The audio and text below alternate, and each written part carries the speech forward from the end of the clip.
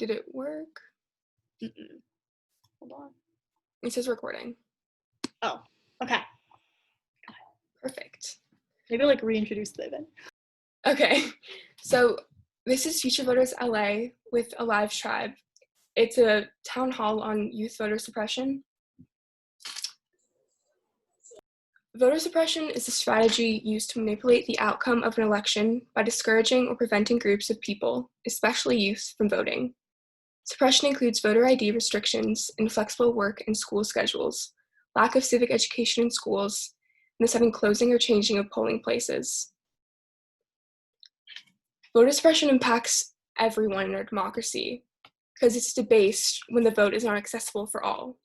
Groups of marginalized people in the US are disproportionately affected by voter suppression tactics, including people of color, the poor, young, elderly, and people with disabilities.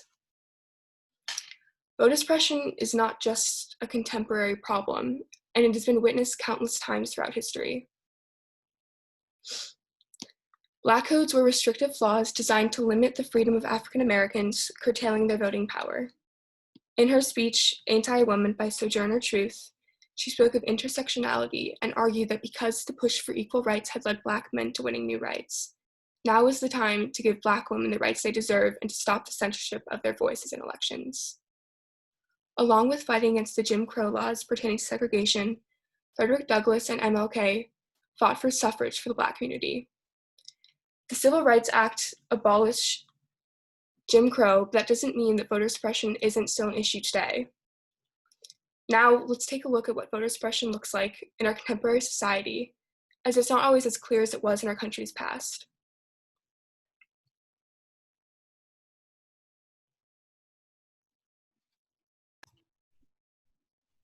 This is your emergency broadcast system announcing the commencement of the annual purge. Your government thanks you for your participation. The purge. It's coming. No, not that purge. This one. What's known as the purging of the voter rolls. Election purging. Election purging. Purge. Voter purge. Purges people from its voter roll. 125,000 voters. Purge the voter list. But what exactly is a voter purge, and how scared should we be? Voter purges happen when state election officials attempt to clean up the list of eligible voters to filter out anyone who is ineligible, the deceased, or people with disqualifying criminal convictions, or anyone who might have a duplicate registration because of a change of address. The problem is, when purges are done wrong, they can get rid of legitimate voters from the roll without them knowing, or when it's too close to an election to allow them to vote. Some states, like Georgia, purge voters by applying exact match standards, where each number and letter in voter registration paperwork, down to hyphens and middle initials, must exactly match the information on your government documents. Take John Paul Doe, for example. He's got a name with a hyphen in it, and this is how it's written on official documents like his driver's license. If his voter registration form is missing that hyphen, that can get John Paul kicked off the list of registered voters and unable to cast a ballot. Purged. Other states have found a loophole with use it or lose it laws. If a registered voter skips an election, they get a mailer from local election officials to confirm their information. If they don't mail it back and then miss 2 more elections, the state can take them off of the list of registered voters. Purged. Ohio has one of the strictest laws, which allows them to initiate this removal process if you skip even just a single federal election. Earlier this year, the Supreme Court upheld that law, paving the way for other states to do the same. According to the Brennan Center for Justice, widespread voter purges between 2014 and 2016 have led to the removal of almost 16 million U.S. voters from the rolls. That's almost 4 million more names purged from the rolls than were purged between 2006 and 2008. So, what accounts for the increase? For the first explanation, we have to go back to 2009. Back then, Democrats fully controlled 27 state legislatures. But if you look at the map of party control right before the 2018 midterms, you can see it's a lot more red. When Republicans took control of these states, they passed new laws making it harder to vote, all in the name of Voter fraud. Allegations of voter fraud, claims of widespread voter fraud. But here's the thing. Research shows the paranoia far outweighs the amount of voter fraud that actually happens. Multiple investigations have found no evidence of widespread voter fraud. One study that looked at voter impersonation nationwide between 2000 and 2014 found just 35 total credible accusations of fraud. That's out of more than 800 million ballots cast in general elections alone. So if that's the case, why does the myth of widespread voter fraud live on? In part because the myth fuels policies like purges. The purges disenfranchise minority voters who tend to move more often and are more likely to have common last names that can trigger false duplicates. These voters tend to lean Democratic, so by suppressing their votes, it can become an electoral strategy. Part of the game plan for keeping this map red. Republican politicians have said as much. We want to do everything we can to help our side, and sometimes we think that's voter ID, sometimes we think that's longer lines, whatever it may be. There's another reason for the increase in voter purges, a monumental Supreme Court decision in 2013. The court effectively gutted the Voting Rights Voting Act. Rights Act was gutted. Guts the entire Voting Rights Act. The law had a key requirement for states and districts that historically discriminated against minorities. To alter their election laws, they'd have to get federal approval to make sure the laws weren't discriminatory. But in 2013, when the Supreme Court struck down the Voting Rights Act, Republican-controlled southern states passed an unprecedented wave of voter suppression laws. Few GOP politicians embody this trend more than Georgia's Brian Kemp. While he was running for governor against Democrat Stacey Abrams, Kemp, as Secretary of State, was in the unique position of regulating his own election. Kemp oversaw the purging of 1.5 million voters. One report found he purged over 100,000 people, largely for not voting. And another report found that of the 53,000 voter registrations on hold for violating the state's exact match standard, 70% were filed by Black residents. So, how can you prevent the purge from happening to you, the voter? For starters, prior to elections, make sure your registration matches your government documents, and to confirm your details, respond to it. But if you show up to the polls and see that your name isn't on the rolls, you can ask to fill out what's called a provisional ballot. These can still after local election officials confirm registration. And then report your registration issue to your local board, to your state's attorney general's office. Some have hotlines for these type of issues, because no matter where you live, your vote should count.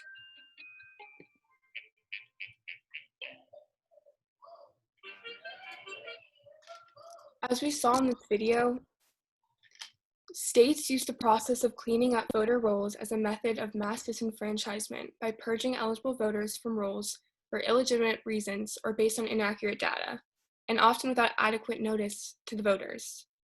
A single purge can stop up to hundreds and thousands of people from voting, which effectively restricts their valuable voices and can lead to discrimination against minority groups. From the beginning, many of our country's laws and policies are designated explicitly to prevent people of color from fully participating in our democracy, even if it isn't clear. Legal constructs remain part of the fabric of American policymaking, and the inevitable result is an American democracy that is distorted in ways that concentrate power and influence. The inability to fully participate in the democratic process translates into a lack of political power to elect candidates with shared values and with public policy priorities. And as a result of this, people of color, LGBTQ community, and other underrepresented people in the US continue to endure exclusion and discrimination in the electoral process. Additionally, serious loopholes in our legal infrastructure make it too easy for self-interested voters and candidates to distort our democracy through voter suppression. Some strategies of voter loopholes include plurality voting, when a small number of people vote for a third-party candidate and swing a close race to the major party candidate opposed by most voters, and approval voting, when voters can vote for or approve as many candidates as they like, and the candidate with the most votes wins the election. And on top of all that, we have a pandemic to deal with, which impacts voting in ways that has never been seen before. I know everyone here is from California, so pretty much in California, all voters who register in California by October 19th, 2020 will automatically receive a mail-in ballot for the November election by executive order. For some states, requesting a ballot and registering beforehand is required, as well as a DMV license, and if not, the last 4 digits of a social security number. Luckily, in California, voter registration application does not require having a driver license, California identification card, or social security card, and you can leave that space blank, which is another reason which makes California one of the best states. Voter suppression via the USPS.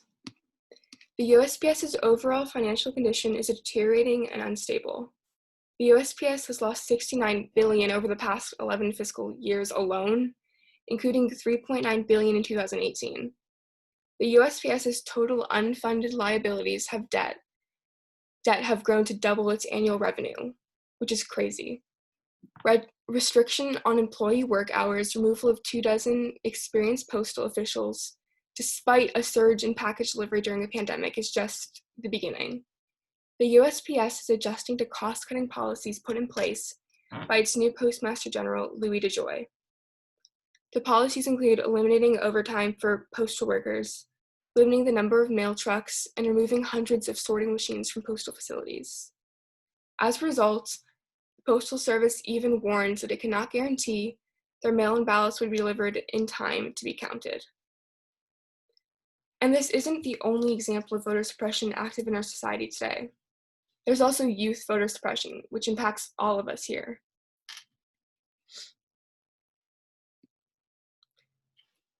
Campaigns are often geared against youth, and there's often severe voter misinformation going around. Less than 20% of eligible voters have been offered the chance to register by any form of a government agency. However, 13% of the unregistered, generally those who are younger and more civically engaged, say that they can be motivated to register in the future. So why do campaigns tend to be geared against youth? There's something called the generational gap, meaning the difference of opinions between one generation and the other regarding beliefs, politics, or values. In today's usage, the generation gap often refers to a perceived gap between younger people and their parents or grandparents. Because of this gap, we're often nicknamed as the radical youngsters or radical generation, as we are much more diverse and often support initiatives and movements like the Green New Deal, Vote 16, or the Black Lives Matter movement. But because of these preconceived beliefs, we are often underrepresented in our government. These differences have also created a rift in politics and make the older generation generally less trusting of us. What can we do to fight against voter suppression and take action, even if we're not legible to vote? I know we may feel powerless, especially if we can't vote right now. There's so much that can be done. We have to come together. Yeah.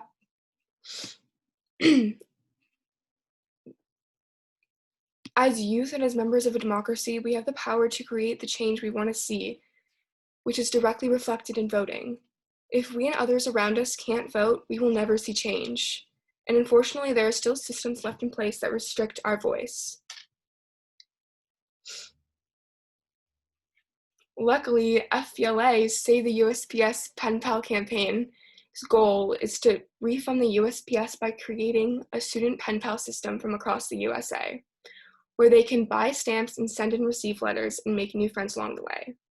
Other ways to get involved is to volunteer with a youth-led organization. FELA is an organization focused on informing and educating youth about their vote and its importance. Our mission is to raise awareness of our power as young voters and to inspire them to take to the polls in order to foster the change they want to see in our nation.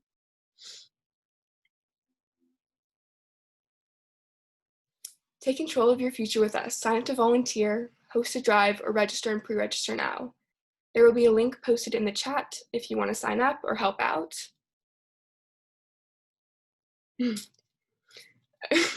Okay, so this The link is yeah, Millie. the link will be also in our Instagram bio. Just the interjection. Yeah. Also, so this is pretty much the end of our presentation, so I hope you guys learned something. But we're now going to move into like a little discussion. So thank you guys for listening. Does anyone have any questions or comments or want to share an experience they've had with voter suppression in the past, or have any ideas of what we can do as an organization to combat it in the future? Oh, can I just unmute? Yeah. Okay. So like from your statistics, would you say that like oftentimes, I forgot what the word was, but like when they are really picky against like hyphens and all that stuff, is that like not a political strategy, but like despite actual like voter fraud, do people do that for like a political like reason, I guess? Like are people more picky for, I don't know, like are there studies that show that it's like for a certain reason, or is it really for voter fraud? You know what I'm saying? Sorry, this card. Like in the video we watched how the Georgia senator was purging thousands of eligible voters. Mm-hmm. It pretty much goes towards a political means. So there's often not really reason behind voter purging or like not accepting a ballot because there's an error on it. It's all for like a political mean. So yeah. And also, would you say that like accessibility to like say ballots in another language, or you know, having those resources for people who aren't necessarily like speak English, would that also be something a part of voter suppression? Because I know I saw this thing and basically like a lot of people don't know how to vote because there's nobody telling them like in the language that they speak. So yeah, exactly. Because even if luckily California allows this, but in other states you have to have a DMV, so you have to have like a car and you have to have like registration for it just like to register to vote, and not everyone has the time to do that or has the money or the means, so it's like totally unfair. I mean, that's like expecting that everyone has the money, time, or even want a car. Like that's Yeah, a little exactly. You know what I mean? So Bryce, you also asked a question. Is youth suppression or any voter suppression generally overlooked or unnoticed at the polls? How can we bring more awareness to it? Yeah, it's incredibly overlooked. Like, most people don't even know what it is or how it impacts everyone, not just underrepresented people and especially minorities and youth alike. And to bring more awareness to it, honestly, I think FBLA is doing a great thing just to have more informational town halls, and hopefully in the future we can get more people to join and to outreach to more people. So that's like pretty much the extent of like what we can do. We just have to get involved and show our voice and speak up for what we believe in and join political campaigns that you're passionate about. Any other questions or comments? It's sort of like an open-ended discussion now. So if anyone like has anything, we can all just talk and unmute. I just want to say, Katherine, you did an amazing job. It was well researched, and you made us all very proud. Sorry, Millie. Thank you. Yay. Okay, I would 100% agree with you, Bianca. But also, like, speaking to your previous point, like, the fact that we don't have enough, like, education specifically for, like, minorities or people that don't speak the same education, the same language is just, it's so crazy. And I guess it's overlooked that, like, I guess voting is important. And that's why, like, I know specifically, like, for my family, when my mom and dad first immigrated here from China, they had no idea how to cast a ballot. That was not something that they learned on like their citizenship test. It wasn't something that they were really taught about until they took the initiative to go learn by themselves. Yeah, I thought it was like accessible to every person, which it should be because it's like a fundamental point of our democracy. Mm-hmm. So why isn't it accessible to all? Exactly, right? And it's just. And I know that, like, the language barrier doesn't just stop at voter suppression, also things with, like, the SATs and stuff. Yeah. There's so much stuff in our current, like, democracy and our current society that like blatantly discriminates against people who are like different or people that speak different languages and stuff like that. And it's just incredibly unfair. And especially because voting is a fundamental way of changing it, and there's restrictions on voting. So it's like this never-ending process of never like being able to share what your like belief and voting. Yeah, Bianca. I mean, we preach that we're like a democracy and we love to like include everyone, but then we don't make voting accessible for everyone. And I'm saying that's even like having like ramps going up to the poll station. It also includes like literally anything you could possibly do. It's like you can't just say we love everyone and you don't make the ballots in different languages, or don't have people like come to like, I don't know. It's just frustrating. And even like census workers, like I had somebody to come to my house to talk about the census, and it's like, I'm pretty sure they're not trained with other languages. Like, you know what I mean? Like, how does that work? Are you just not going to be counted? Or are we just like, I feel like it's a fundamental issue and it needs to be addressed because we need to be inclusive. Does anyone else want to add in? Yeah. Stella? Oh no, I was doing like the. Oh. Wait, can I ask what that is? I feel like I should know. But Spirit fingers, like you show support. It's basically like show your support. Also, if somebody's like studying over their words, like we got you, we support you. It's just like anything. I do it all the time. Really don't. Yeah, I literally do it in class, which is no one understands what I'm doing, but yeah, it was. If you did YNG, it was. Yeah. So, something interesting for me, I'm from Panama, so like international, we don't have the same, like electoral system, I guess. We have like every 5 years, and we change our government, like at the whole thing every 5 years, but still it's a corrupt mess. But I just wanted to say it's very interesting how different cultures, I guess, affect, how even voting systems work, and what people are allowed to vote, or even if they are allowed to vote, like how some people just restrain them through, different measures. I don't know if anyone else would be interested in like talking more about culture. I know Alive Vibe, which is a platform that we're on right now, they have a culture chat, I think every Tuesday. So I think everyone should check it out. But yeah, I thought this was very, very interesting, I guess, seeing from another standpoint, from the US standpoint, I guess. So yeah, thank you guys. Yeah, of course. Thank you for joining us. That's so cool. What's like, I don't know, like what's the deal with Panama and voting? I mean, well, most importantly, it's a very impoverished country. And so over here, I think it's not about voter suppression, but mostly it's something we call clientelism, which is in the case where, for example, as a politician, you're going to go to a poor person and you're going to give them a food basket and say, hey, I'll give you more food if you vote for me. And so you have this huge community of people who are being paid to vote for someone who everyone knows is bad, but they gave you food. And so that's what happens mostly here, and it's a very huge issue. And they even paid with like money they are paid from the government, which is illegal. So yeah, I guess there's like corruption everywhere. You can't escape it. Yeah. That's insane. Is that not illegal? Like, are people allowed to do that?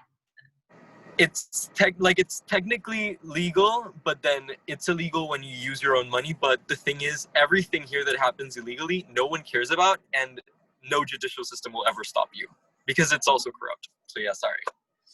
No, that's so interesting to learn. Like, I mean, I think talking to this girl from like Canada who we're also partnering with, and it was like just to hear everyone's different systems all around the world. Like, I don't know. It all kind of connects somehow, and there's all kind of, it's all rooted in like an issue of like corruption and all that. So very interesting. Like a global voting chat, and like everyone can share their views. Sounds so cool. Yeah. Okay. I also wanted to say, like, in the US, we have corruption too, even though we hide it better, I feel like, because we want to appear like the superpower or whatever. But like, in truth, I just feel like we have like lobbyists who basically lobby for specific issues and stuff, right? But that never goes through to the people because it's like they're getting paid by someone else to lobby for a specific issue, and then they pay the people who are voting to vote for their issue. And so the things that the people actually need, like more funding for education, it's like specifically about voting too, and voting, like specifically money delegated to services for voting, like the USPS, etc., that never goes through because that's not what like the corporate, like what Bianca said, like what corporate people want. So it's just so hard for anything to get done, and that makes me so frustrated. Like, just to quickly add, like, so I know if you like the EPA, the Environmental Agency, the person who's the head of the EPA is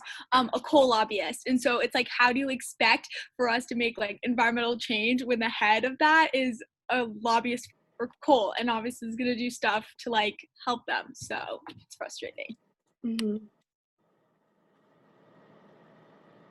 Yeah, and that's like the Facebook incident that happened a few years ago where they were selling the information to third parties and stuff. That's like the same thing, but like, and it's happening, I feel like, that we don't even know about as well.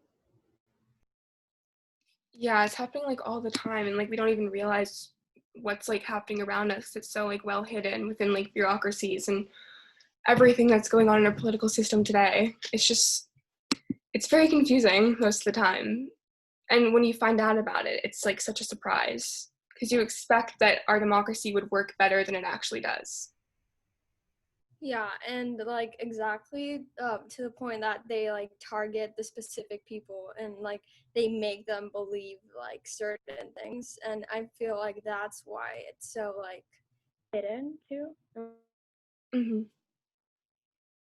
Speaking to Huli's point, oh my god, that just made me think of the fact that politicians sometimes consider groups or like identity groups just as a vote. Like, let's say the Asian American vote or the Latinx vote. Like, they don't really think of us as people specifically, and that just makes me so mad. Like, not actually thinking about, and that's another form of voter suppression. Politicians not truly wanting like the best for us, and it's just like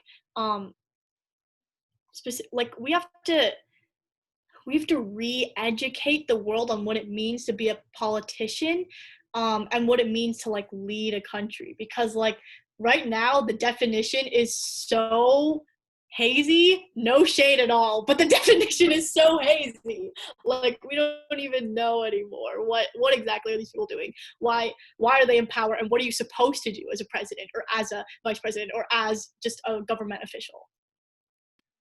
I think also to add, like, what was I gonna say? I literally forgot what I was gonna say. I think like just the overall like corruption that we have in our government, but like the fact that we, you know, can't talk about it, and the fact that like, you know,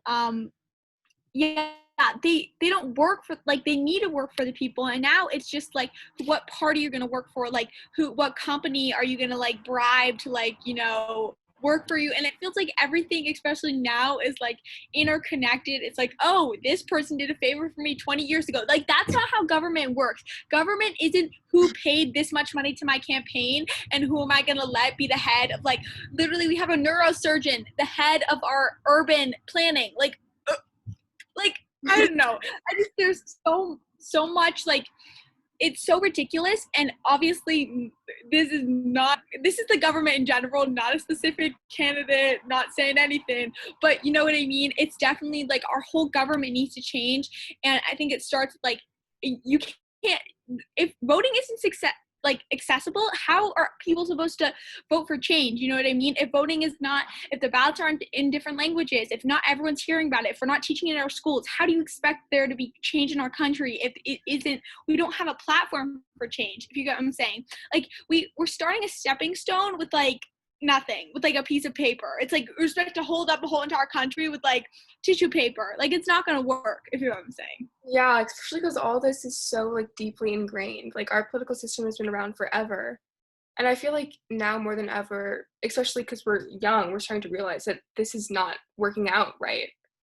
And that's like, I guess that's also why they view us all as like these radical youngsters, because we want this to change, you know? But and also, Because Yeah. when they were our age, they weren't as involved in politics, and they just kind of let anything happen. But we're like, we're gonna, fight back. We're gonna work for what we want. And they aren't really understanding that. They're just thinking, just be young. When it's hard to just be young when we're watching our society go up in flames.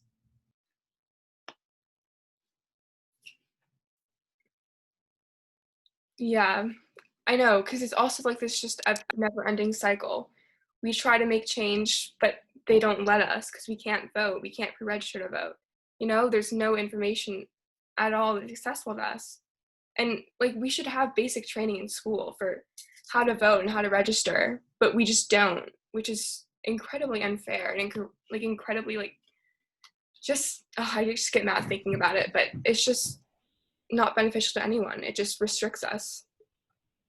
And I wanted to add on to that how like the importance of like being educated on that. It's actually so important because the media like is playing a big role in everything right now, and it just like influences us and whatever.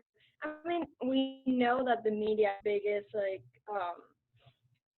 news channels are all just corporations that are trying to make money and like influence us in every like kind of way we want. So it's like really important to like check our like sources and what we're like getting into. Yeah, and I think it was like Denzel Washington or someone said, if you don't read the news, you're uninformed, but if you do read the news, then you're misinformed. So it's like, a never ending cycle of what's the.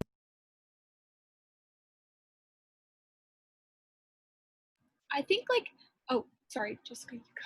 Oh, sorry, I just wanted to say, going back to like, being informed, like how Katherine, you were saying, like going, in school, they don't teach you any of this. And as someone who has voted myself, like the first time I went to a polling station, like I had no clue. Like you have to choose Democrat, Republican, like you have to, like there's so many different things. And like showing up for the first time, you're like 18, you're like, I'm ready to do this. And it's like, wait, what? Like, I don't know any of this. I don't know where do I go? Where do I stand? Like, where do I find my polling stations, like in my town locally? And they don't teach you any of that. And like, if you're not willing to even go out and like try to find that information, or like, for some people that can be, overwhelming trying to figure out what steps to take. And I feel like that's such a huge way to suppress like young votes, is just like keeping everyone undereducated about what to do, where to get information, where to go. Yeah, and it's almost kind of discouraging, like on how that's like another way to suppress votes. Like they don't know how to, so you can't expect people like young people to vote if they don't know how to. So, it's just like something that's happening today, and it's another form of voter suppression. There's like a million forms, and it's just like another one added to the pile. I think also like just what I've experienced, like I am lucky to have the opportunity to have had the training and know how to like, I mean, I would say I like know what it takes to vote and stuff like that, but I'm also like a 15-year-old who has put like countless hours into educating myself. And so how are we supposed to expect the rest of our country, like, oh, are they just supposed to like, we hope that they care? Like, that's not the attitude we need to have. And so I'm saying like I shouldn't just be the only one who knows because like I care and I'm interested in it. Like that shouldn't be the norm. We should have this education for everyone who doesn't care. Like, you know what I mean? Like if you don't care and you don't like, you're just voting because like, that's your civic right, then great. But we need to have like the digestible information for somebody to do that, if you know what I'm saying. Like it can't be just the people who like are politically active, if you know what I'm saying. It has to be everyone. Also, like our generation, like we have this general I don't know, ideology that's like I don't care, right? And I feel like some kids just have that. It's because it's maybe like societal pressure or like peer pressure, but in general, like it's hard to move sometimes, and I think it's really hard to get started. We have kids that are really involved, but we have kids that don't know anything about this. And the fact that they expect us to go, like exactly what Bianca said, the fact that they go and expect us to like our individual selves to go and learn all this without giving us anywhere to start. Especially, like, have you guys seen the voting websites with, like, the resources? Like, they are so confusing when really it's just, like, you could have included some sort of, like, simple list, but no. I feel like that's another form of voter suppression. Like, there's so many ways that they're trying to blockade or barricade the path to voting. So, like, that's just something that I've noticed. Yeah. Oh, wait. Yeah, and the older generation constantly tells us that we're not, like, supposed to get involved because we're young. So it's sort of like this double standard. They expect us to, like, learn about voting and do it all ourselves, but they also tell us that we don't know enough, and that we can never, that as youth we can't, like, lead a movement, or we can't do all these amazing things. But they're also just not teaching us how to vote, which is such a fundamental that we should all learn how to.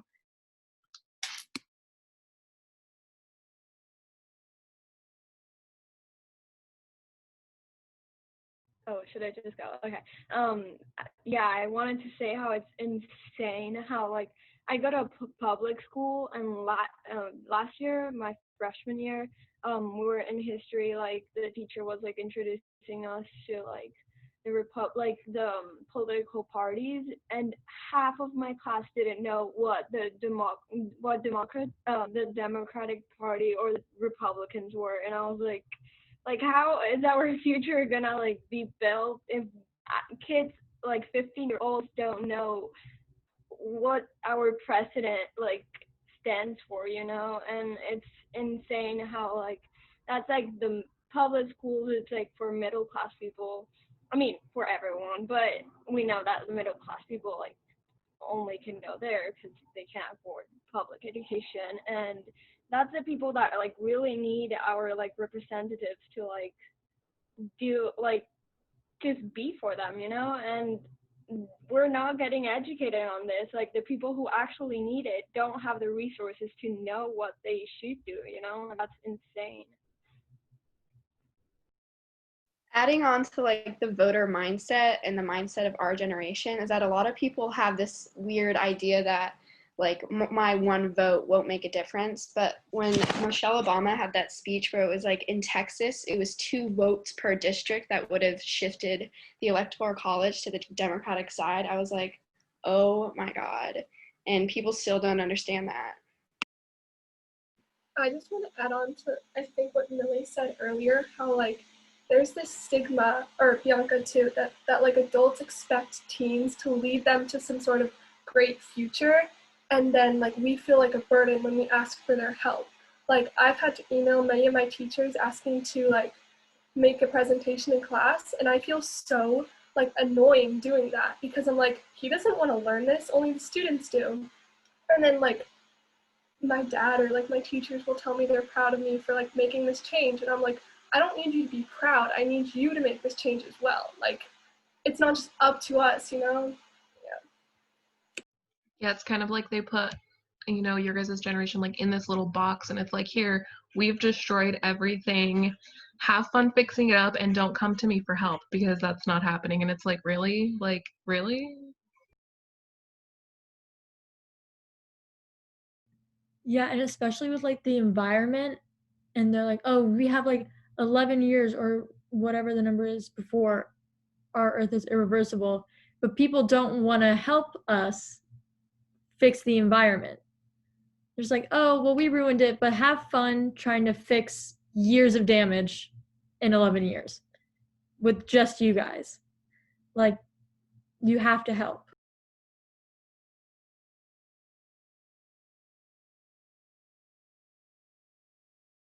Yeah, it's definitely, like, unfair about how much, like, pressure the older generation, like, puts on us.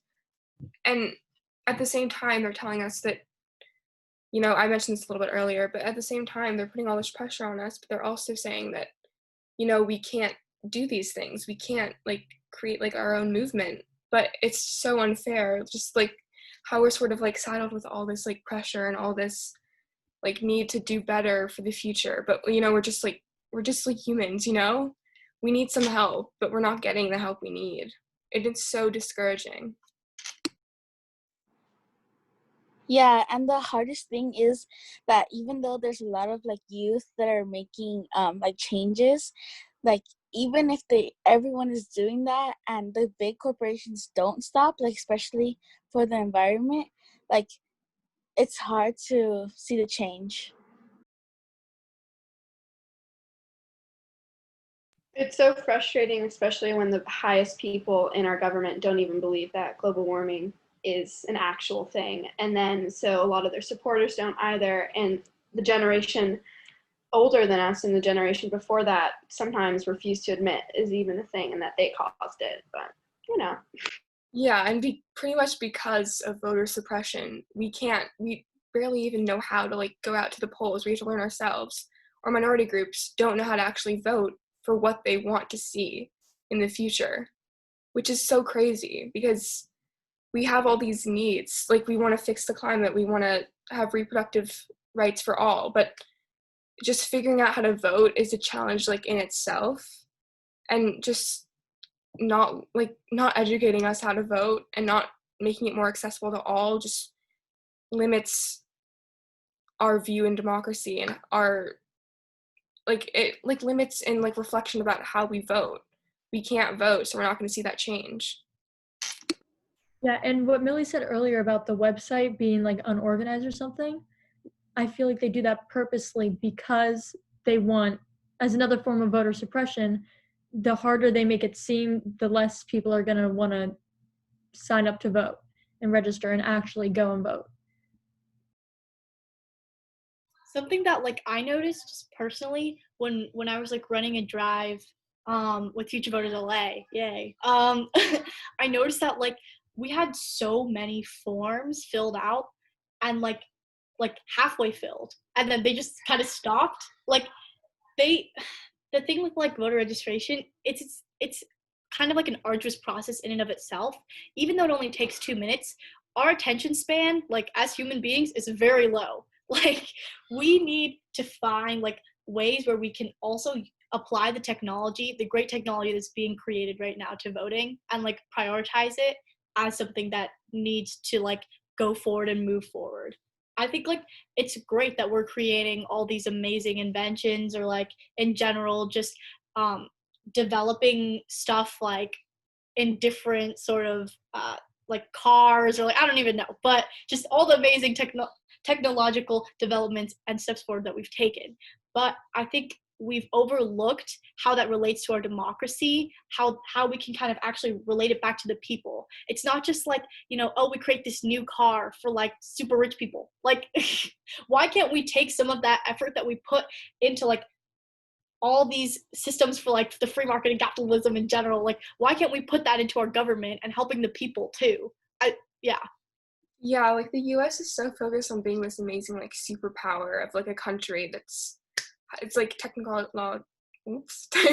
technologically like advanced and all this stuff. They like completely neglect the basic principles of our country, which is essentially voting for like who you want and voting for ideas that you want. And it's just so unfair just how our country's being run, how like the powerful get the say in everything and how the underrepresented don't.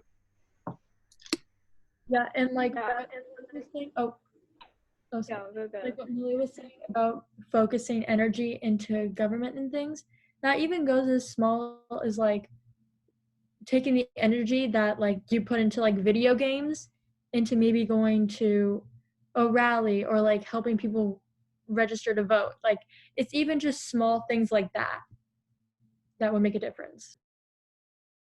Yeah, I feel like also like super connected to like human nature and how like we're selfish individuals, most of us, and we're constantly thinking like, oh yeah, this is so wrong, but like, well, someone else will do it for me, or um, well, I can't change anything about it. Like I'm just 15-year-old, but you can grow to be like the person that's gonna make like a huge change, but like we decide not to because we're, I don't know, like not in front. We're not like, they don't make us believe that we can actually make change. They like tell us that we're little and like small from the beginning.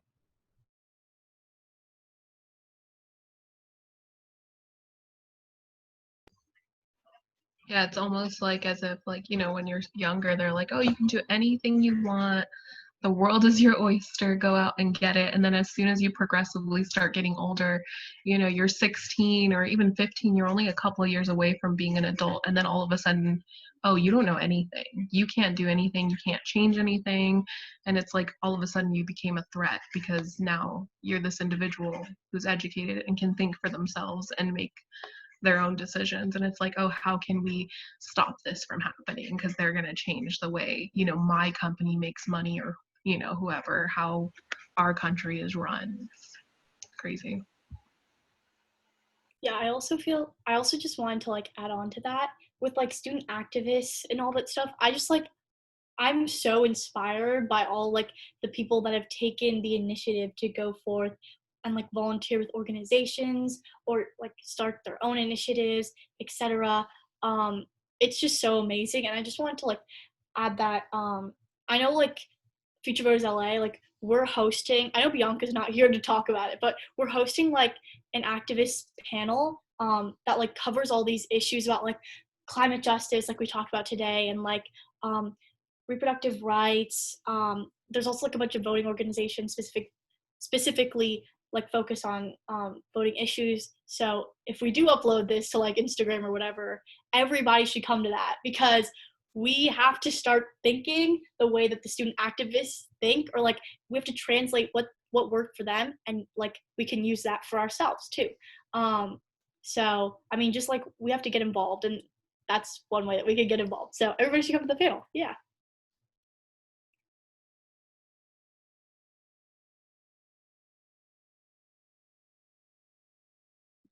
You guys, this ends at 5, but thank you guys so much for coming. It means so much. And all of our, like, I loved having this discussion. I think, like, we should have more of these because it's honestly so informational, and it's, like, so great to just share your ideas and just, even to just, like, vent on, like, everything that's wrong with our democracy sometimes.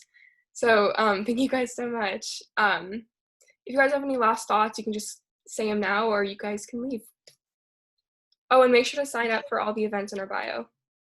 Yeah, I really enjoyed this. I think it's really nice to hear some different perspectives and just like feel like, oh my gosh, people actually care. Because sometimes it feels so hopeless, and you know, it's not. Yeah, same. Especially during this time of quarantine and being isolated, it's good to just talk about what's going on.